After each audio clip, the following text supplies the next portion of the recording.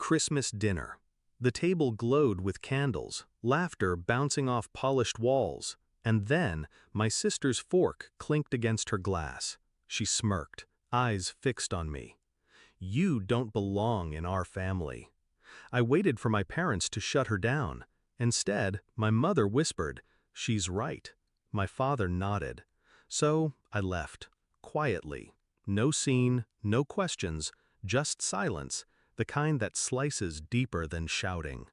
I walked into the cold night knowing something had died at that table. Not me, my ties to them. It wasn't always like this. When we were children, I was the one who covered for my sister when she stole from our neighbors.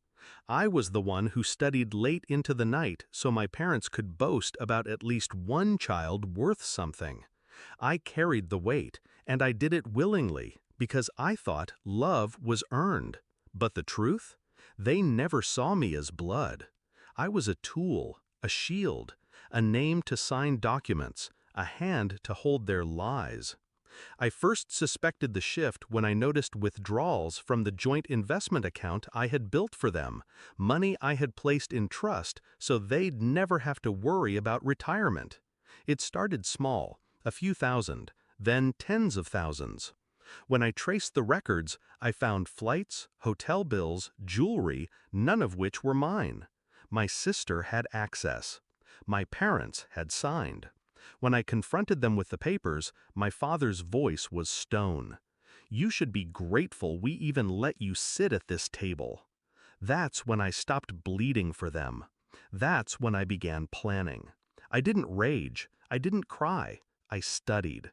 Every loan, every asset, every account that carried my name. Quietly, I pulled my signature back, one page at a time. I closed credit lines they depended on. I transferred my contributions into accounts only I controlled. And I left their house of cards standing, waiting for the wind to come. It didn't take long. 3 months later, they booked their grand family vacation. Europe, first class, a rental villa that cost more than some people's annual salary. Paid with money they assumed was still flowing. The day they left, my phone lit up. 15 missed calls, all from my sister. I finally answered. Her voice cracked. "They won't let us check in. The cards declined. Everything is frozen." I let her panic hang in the air. Then I said it, calm as a blade sliding free. "You told me I don't belong in the family. You were right. I don't. Which is why none of my money belongs to you." She screamed, called me selfish, called me a monster. My father grabbed the phone, his voice desperate now, trembling where arrogance once lived. "We're stranded here. Fix this." I didn't. 2 days later, they were home. Not triumphant, not glowing from their vacation. Broken. Bitter. My mother looked 10 years older, her pride rotted away by humiliation. They tried to sue me, claimed I had no right to pull funds. But the paperwork I'd drawn up months before told a different story. Every move had been legal, every withdrawal documented, every account airtight. Their lawyer looked at me with something close to respect. "They didn't even see it coming," he muttered. No, they didn't, because they never thought I could be anything but obedient. The confrontation came on a Sunday. My sister showed up at my door, mascara streaked, hands trembling. "You ruined us," she spat. "Do you feel proud? We're family." I laughed, quiet, sharp. Family? Family doesn't steal from me. Family doesn't tell me I don't belong. You wanted me out, so I left. All I did was take my name with me. Her silence was louder than her insults. She realized then that the safety net they had always assumed was mine, and I had cut every thread. The revenge wasn't dramatic, no shouting in crowded rooms, no public spectacle.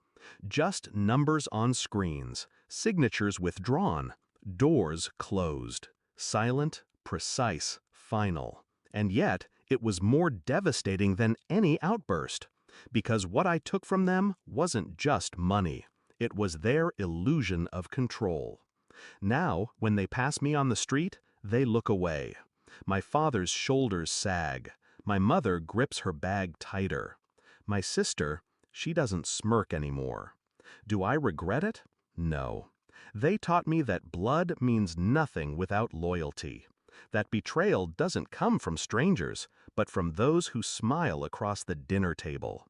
I didn't burn bridges, I let them collapse under the weight of their own greed. And when the smoke cleared, I stood alone, unbroken, free, and finally untied from people who never deserved to call themselves my family. The best part? They'll never know just how close they came to having everything until I quietly took it all back.